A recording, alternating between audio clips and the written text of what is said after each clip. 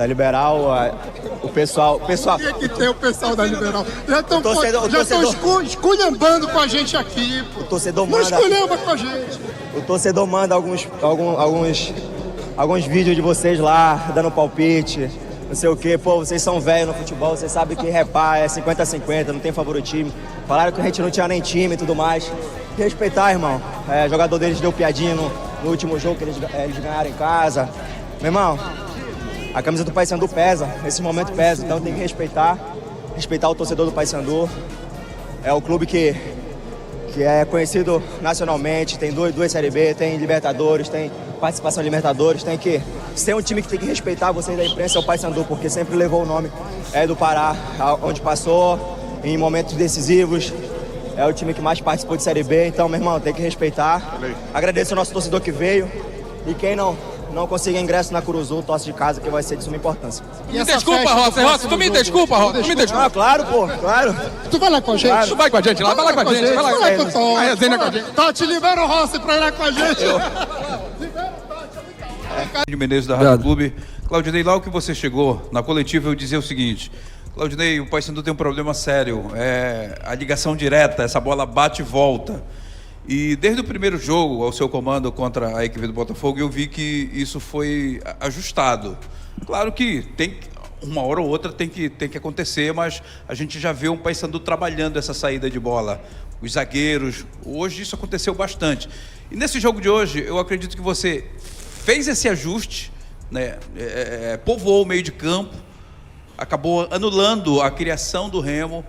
E esse ajuste acabou dando uma consistência e uma tranquilidade para a zaga. Foi aí que você ganhou o jogo?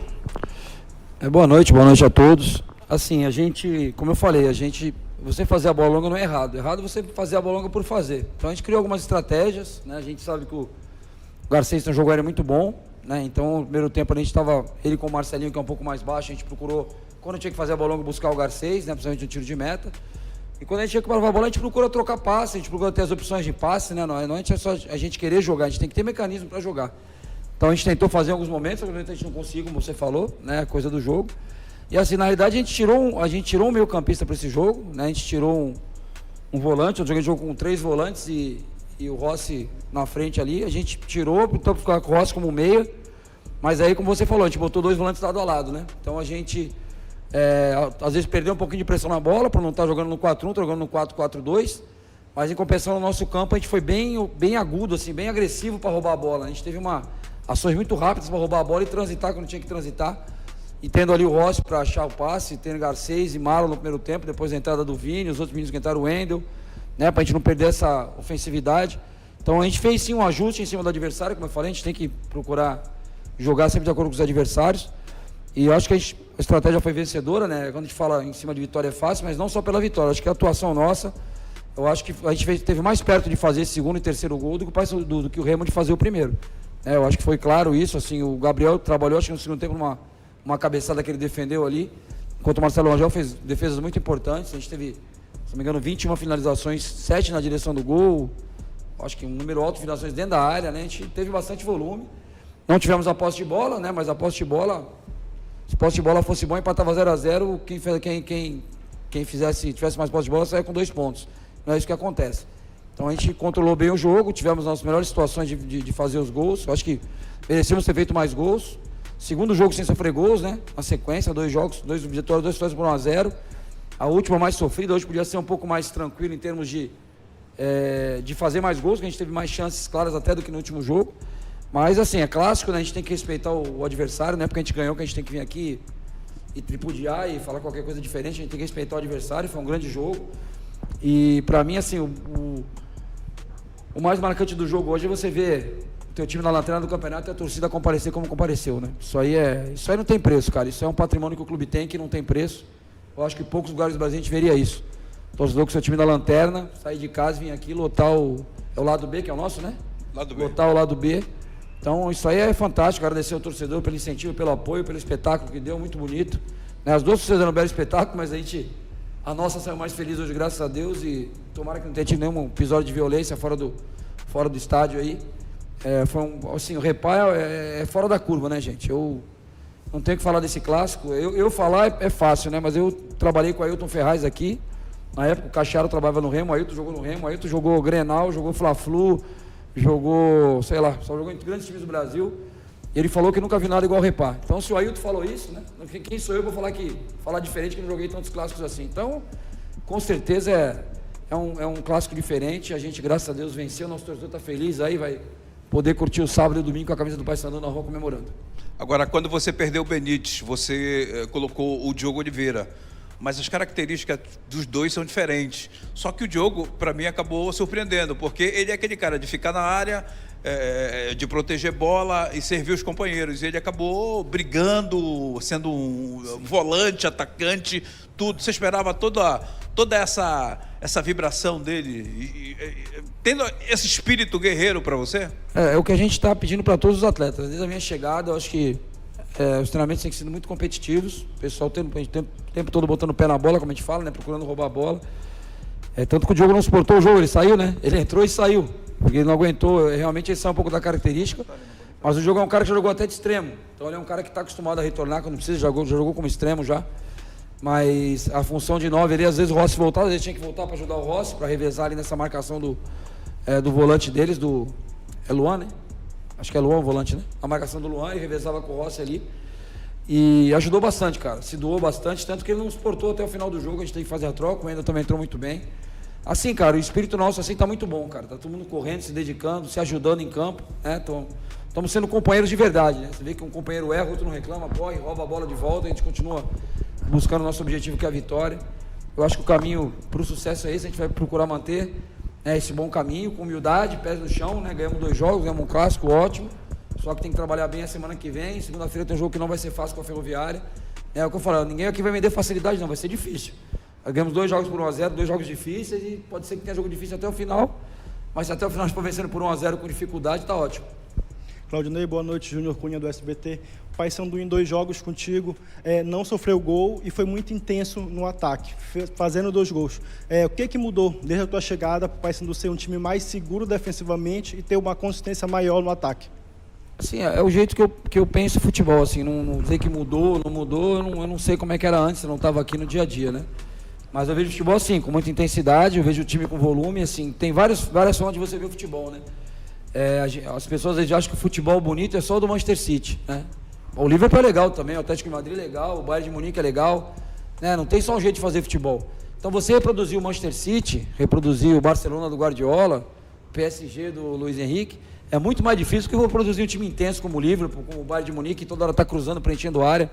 Então eu acredito que a gente consegue fazer isso melhor, né? Porque não depende tanto de ter 10 craques em campo, a gente consegue fazer com jogadores voluntariosos, com vontade, como a gente tem, com pegada, como a gente está tendo. Então eu acredito nesse futebol, cara, é muita intensidade, pé na bola o tempo todo, atacar o adversário o tempo todo, né? A gente teve 35% de posse de bola e finalizamos 21 vezes. Aí o Remo teve 65, finalizou acho que nem a metade disso, não sei quantas vezes. Então quem quis mais fazer o gol? Nós ou o Remo? Nós. Se a gente com 35 de posse de bola, a gente chutou 21 vezes no gol, a gente buscou mais o gol. A gente quis mais fazer o gol, a gente não ficou com a bola. Então é isso que eu busco. É um time que seja agressivo, que seja agudo, que o torcedor venha para o campo assistir um time organizado e que vai brigar por todas as bolas. O torcedor se sentir representado em campo, como foi na última coletiva. Você tem que se sentir representado em campo, senão você não consegue vender a ideia para o torcedor. Então assim, você vende a ideia para o atleta e o grupo, como um grupo, a gente tem que vender a ideia para o torcedor, que a gente vai sair dessa situação. Claudinei, boa noite. Rodolfo do Grupo Liberal. Claudinei, você falou anteriormente, né, de quando você jogou aqui em Belém nos anos 90. E nos anos 90 era muito comum, você é um jogador dessa geração, que o 4-4-2 era muito comum. E hoje ele é um sistema em desuso. Eu acho um erro, mas em desuso. Eu queria que tu falasse sobre isso, sobre essa postura, sobre esse teu time ter entrado nesse 4-4-2 e ter... Eu acho que hoje, no meu entendimento, que um treinador, quando ele entra no 4-4-2, ele quer também povoar o meio de campo. Não sei se estou certo. Eu queria que tu falasse sobre isso, sobre a utilização desse sistema que não é mais comum. Então, a gente fez assim, na realidade, um 4-4-2, mas baixando os extremos para marcar, né? E quando a gente tinha a bola, virava um 4-2-4, né? Era um 4-2-4, às vezes a gente fazia uma linha, saída com 3, botava 5 jogadores no campo de ataque. Mas dá essa dinâmica de você ganhar mais um jogador no campo de ataque, né? Então a gente tinha Rossi, nós tínhamos na frente lá Marlon, o Rossi, o Benítez, depois o Diogo e o Garcês, né? Então a gente, na hora que você vai jogar, você tem mais um na frente também. né? E assim, todo mundo se desdobrou para marcar, todo mundo correu. A gente não fez aquele 4-4-2 na nossa época, na minha época, né? Eram 4 jogadores de meio e 2, como se fossem 2 centroavantes, né? E só que teria mais gente de meio, né? A gente tinha, na realidade, 4 atacantes. A gente não teria, vamos lá para a Copa de 94, que era o Mazinho de um lado, o Zinho do outro e 2 atacantes. Nós tínhamos 4 meio-campistas mesmo. Hoje, quem fez essa função de vir ajudar foi o Marlon e o Garcês, são atacantes também, né? Então, a gente com 4 atacantes em campo, praticamente, a gente conseguiu se defender bem e conseguiu criar dificuldade para o adversário. Mas, assim, tem várias formas de vencer o jogo. O último jogo a gente entrou com linha de 3, com Marlon de ala, depois a gente trocou no intervalo. Você tem que trabalhar e ter alternativas, né? Porque às vezes o jogo se apresenta de uma forma que você não espera e a gente vai fazendo os ajustes. Hoje no final a gente acabou colocando o Anderson Leite no lugar do Rossi, fomos para um 4-1-4-1, que o Remo botou 2 centroavantes, a gente preferiu recuar o Vilela mais próximo da área para proteger ali, fazer uma sobra pela frente, né? E ter o Anderson Leite e o Ronaldo para poder pressionar o jogador que viesse construir.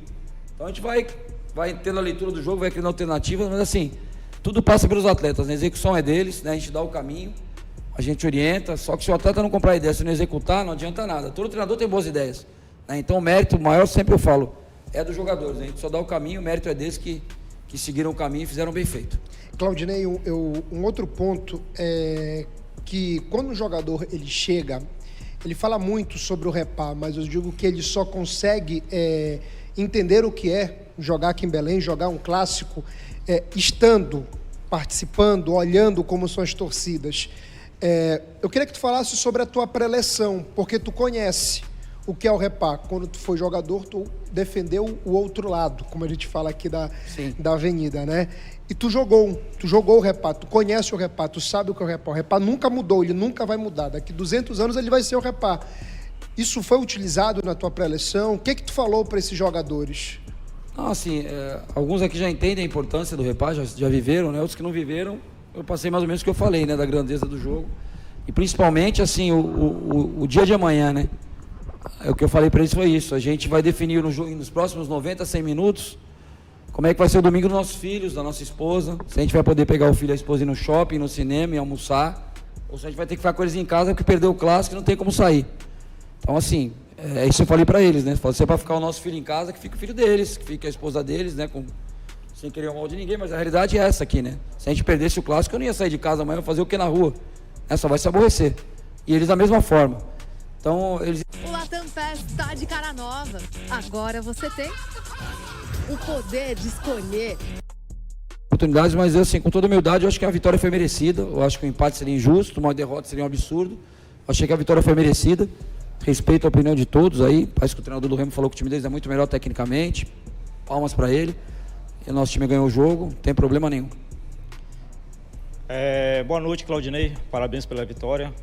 Gostaria de saber de você se você indicou ou está indicando jogadores para a diretoria nessa próxima janela de transferência e qual a posição mais carente que você viu desde que você chegou no time do Paysandu. Então a gente tem conversado internamente ali, nós temos o departamento de mercado que é chefiado pelo Cauê, com muita competência aí, o Frontini também pilotando ali com ele. Então os nomes vão surgindo, as necessidades vão surgindo, né? Você vê, a gente trouxe o Thiago Heleno, que é um baita no reforço para a zaga, e hoje o Novídeo faz um jogo desse aí seguro, né? A zaga foi muito bem. O Thiago Heleno se colocou à disposição para vir no banco, ajudou muito no vestiário aqui, deu força para todo mundo, torceu pra caramba.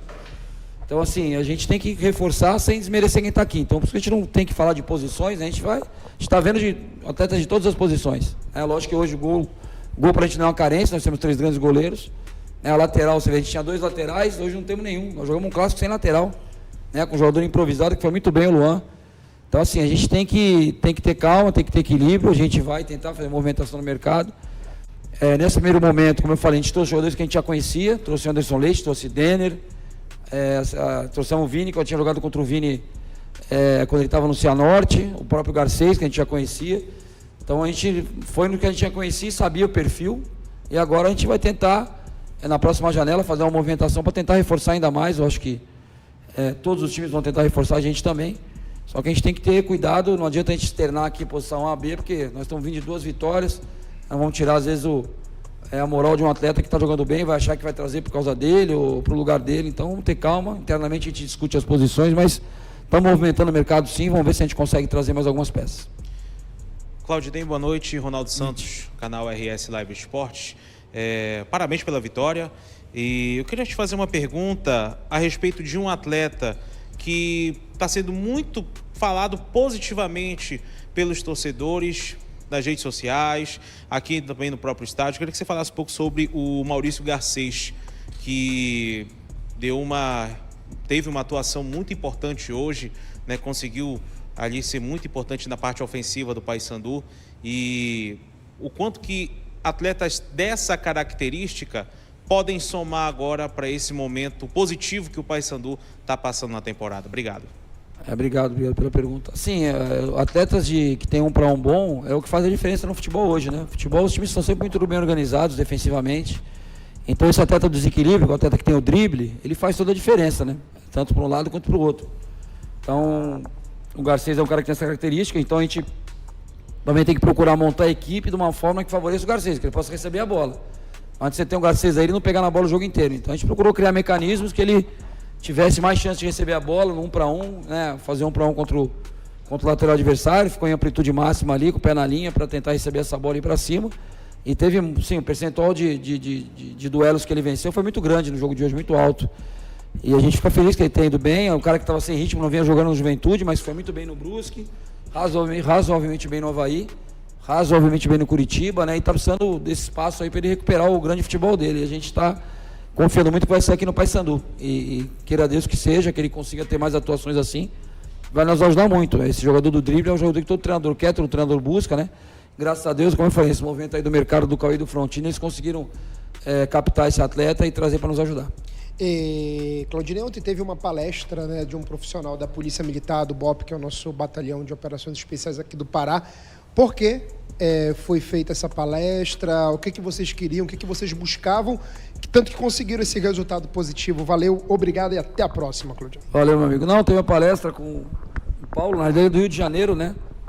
O Paulo, me fugiu o sobrenome dele aqui, capitão do BOP, ex-capitão do BOP, enfim, lá aparece pelo Brasil inteiro, um cara que ajudou no filme Tropa de Elite, treinou os atores, e eu acredito muito nessa questão de palestra. Tem gente que acha que é besteira, palestra motivacional. Acho que é importante ter pessoas que fazem suas experiências de vida, né? A gente vai para um jogo que o que está em jogo é o resultado, o cara vai uma missão que está em jogo é a vida dele. Então, um cara desse tem coisa para acrescentar, né? O cara tem como acrescentar o grupo. Acho que foi uma palestra muito produtiva, a gente pretende fazer outras mais para frente aí. Como eu falo, não ganhou por causa da palestra, mas a palestra ajudou, né? Como os treinamentos da semana ajudaram, como o empenho de todo mundo ajudou, e como, com certeza, a presença do nosso torcedor, apesar de a gente estar na lanterna do campeonato, ajudou bastante para que a gente conquistasse os 3 pontos.